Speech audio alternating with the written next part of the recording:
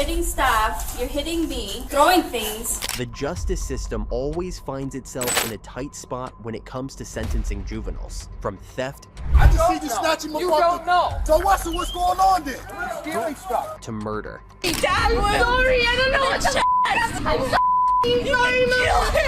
These stories will open your eyes to a whole new dimension of childhood. What drives these kids to crime? Let's find out as we break down 7 shocking cases. First up, we have the most vicious child on the list. On September 20th, 2024, 15-year-old Carly Gregg was convicted of the shocking murder of her mother, Ashley Smiley, and the attempted murder of her stepfather, Keith Smiley, after they uncovered her secret life involving drugs, hidden burner phones, and cheating at school.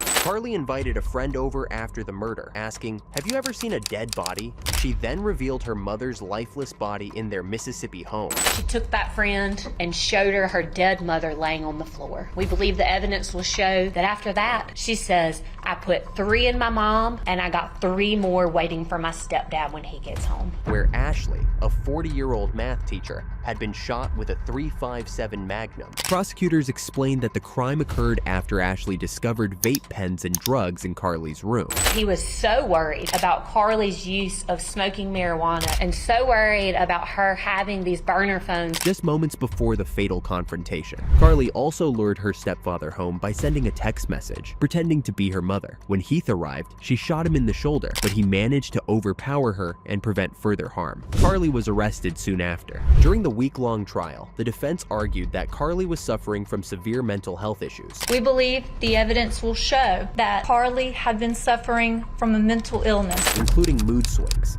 hearing voices, and dissociative episodes, which had worsened due to new medications. They claimed she was in a state of psychosis during the murder. However, prosecutors presented home surveillance footage showing Carly holding the gun before the attack, and chilling journal entries that spoke of dark beliefs, such as "there is no God" and "it's okay to be evil." Throughout the trial, as her defense cited mental health struggles, claiming Carly had a psychotic episode at the time of the murder, the prosecution maintained that she knew right from wrong. After deliberating for 2 hours, the jury found Carly guilty on all counts. She was sentenced to life in prison without parole. Next, we are moving to Tulsa, Oklahoma, where a tragic incident unfolded when a 12-year-old girl fatally stabbed her 9-year-old brother in their family home. The stabbing occurred in January 2023, and police body cam footage, released in May, showed the girl being escorted from the scene. I'm so sorry. I'm so sorry. I really didn't want things to happen like this. Visibly distraught and apologizing repeatedly, the boy was taken to the hospital, but tragically died from his injuries. The children's mother, April Lyda, later revealed that her daughter had expressed thoughts of stabbing her brother 2 weeks before the attack to some of her friends, but they did not inform their parents or her. Lyda mentioned that her daughter had been on and off ADHD medication, which she believes played a role in her daughter's actions, referring to the incident as a possible manic episode triggered by the medication. Lyda described how her daughter had started isolating herself in her room in the weeks leading up to the attack, which she initially dismissed as normal teenage behavior. Do you have any cuts on you? I do. Where at? On my arm. Which arm? Both of them. My left arm is just small cuts. Did you cut yourself? Yes. She shared that her daughter had never had behavioral issues before being put back on the medication and had cut her arms after resuming it. Concerned, Lyda took her daughter off the medication, but she feels the damage was already done. The 12-year-old girl is currently in custody at the Family Center for Juvenile Justice and has been speaking with specialists since the incident. While she reportedly feels immense guilt, she has not been able to explain why she attacked her brother. The police have stated that the girl could face criminal charges in the future, though any specific charges have not been confirmed. Next, we move to Doña Ana County, New Mexico, where a 12-year-old boy was taken into custody after leading authorities on a highway chase in a stolen SUV. The incident began when deputies received multiple reports of reckless driving around noon on a random 2021 Sunday. Responding deputies discovered the juvenile driving a small blue-gray SUV, allegedly running people off the road and driving dangerously. According to the Sergeant Dason Allen of the Doña Ana County Sheriff's Office, the boy picked up 4 younger boys in a parking lot, before fleeing from deputies. The chase spanned through northern Las Cruces, eventually leading south on I-25 to Highway 70. The chase concluded when the boy stopped at a Peter Piper Pizza, where the other boys exited the vehicle. The boy then continued driving and crashed head-on into another vehicle. One of the boys was taken to the hospital with non-life-threatening injuries. Deputies also found a 9mm handgun near the area where the 4 boys exited the vehicle, as well as 9mm casings and bullets on the boy who was driving. The SUV had been reported stolen, but no details about its owner were provided. The 12-year-old boy was charged with conspiracy to commit burglary of a vehicle, aggravated fleeing of a law enforcement officer, and receiving and transferring a stolen motor vehicle. Finally, we are moving to Syracuse, New York. A viral video of police officers putting a sobbing 8-year-old boy into a patrol car has stirred controversy, but authorities claim there's more to the story. The boy had allegedly stolen a bag of chips from a Dollar General store when officers responded to a larceny call. Body camera footage released by Syracuse police offers a different perspective from the viral bystander video, which has garnered over 5 million views.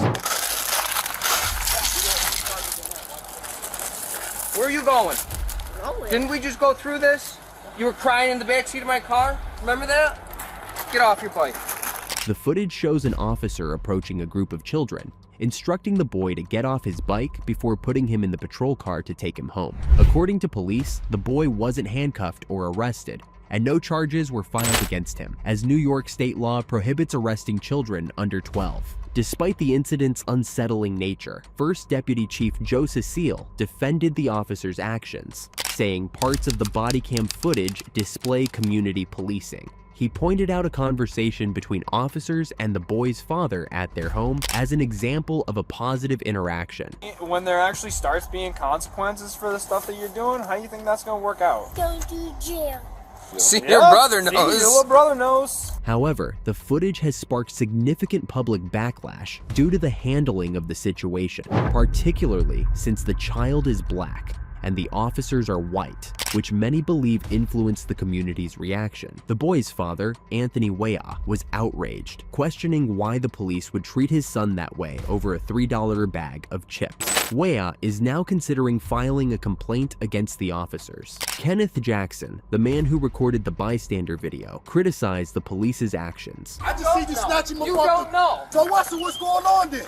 Stealing stuff. Stating that there are better ways to handle children in such situations. New York Governor Kathy Hochul also weighed in, describing the video as heart-wrenching and emphasizing the importance of protecting children during police encounters. Syracuse Mayor Ben Walsh called for a review of the body cam footage, acknowledging that while the situation could have been handled better, the outcome was ultimately positive. He stressed the need to avoid placing blame and instead focus on learning from the incident, acknowledging the long-standing strained relationship between law enforcement and the black community. Next, we are heading to Sacramento, where the family of a 12-year-old boy has filed a federal lawsuit against the city, accusing the police of using excessive force during a 2019 incident where the child was placed in a spit hood while being detained. The boy, who was attending a neighborhood carnival, was accused of panhandling, a claim his family denies. The family's attorney, Mark Harris, said the child was chased out of the carnival by a security officer and later detained by Sacramento police, who forcefully put him on the ground and covered his face with a spit hood. It doesn't matter. You guys are doing this to a little ass I kid. don't care. His parents should Charles be here. 21, can we go one more? You guys shouldn't Yeah, be touching on him like listen that. to him.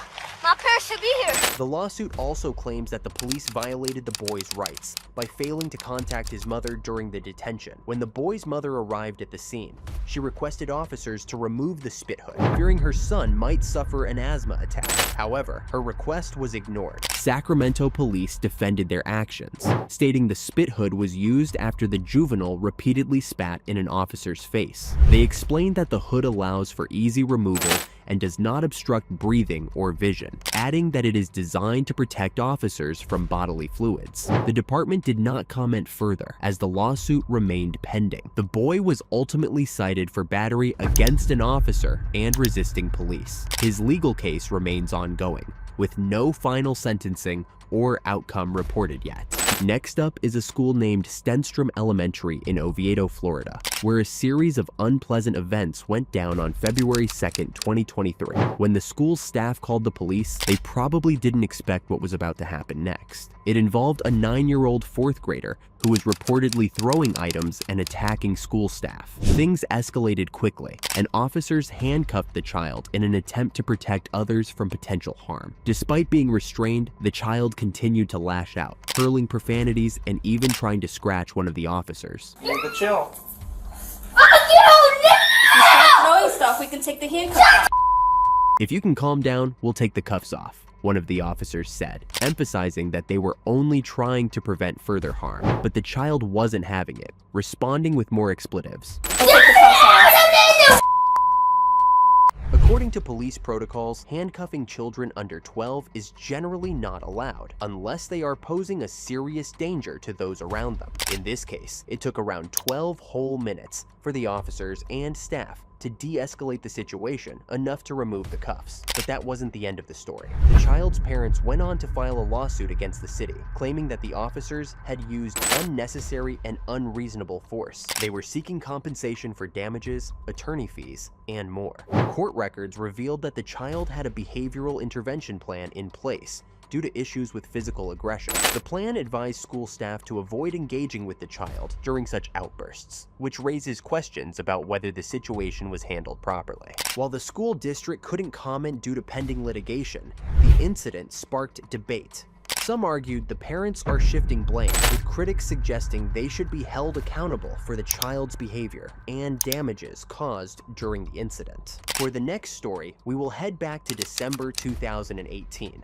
When a disturbing incident took place in Key West, Florida, involving an 8-year-old boy who was handcuffed at school by police officers. Then, years later, the boy's mother, Bianca DeGennaro, decided to sue the Key West Police Department after body camera footage of the event emerged. The footage, shared by civil rights attorney Benjamin Crump, shows officers frisking the boy and placing him in handcuffs, telling him he's going to jail. The child had been charged with felony battery for allegedly punching a teacher after refusing to sit properly in the lunchroom, as detailed in the incident report. But DeGennaro claims the situation should have never escalated to that point. "My son has a disability, and they treated him like a criminal at just 8 years old," DeGennaro stated when she filed a federal lawsuit. "Son has a disability, and the authorities try to make him a criminal, only being 8 years old, for being disabled." Arguing that the officers used excessive force and violated her son's rights,